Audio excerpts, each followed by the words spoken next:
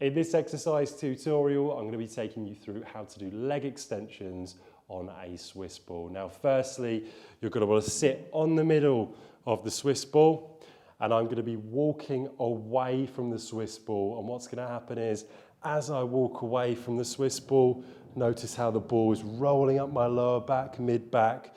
You want to get into a position where you've got your head and your upper back supported on that Swiss ball. Notice how my hands touch the floor. My feet are going to come into a position where they're hip width apart.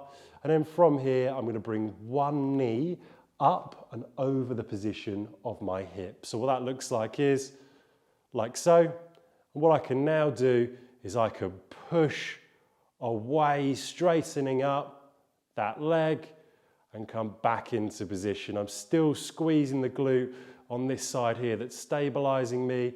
I've also got my hand stabilizing me as I come from a position here where my knee's bent to a straightened position, extending my legs. So I'm going to do that for my desired amount of repetitions before doing exactly the same on the other side.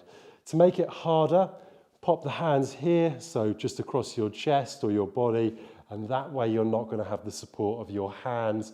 You get a lot more glute activation on the side that's not doing the leg extension, and the leg that is doing the leg extension, you've got a lot more balance through your core and lower back when you're doing it.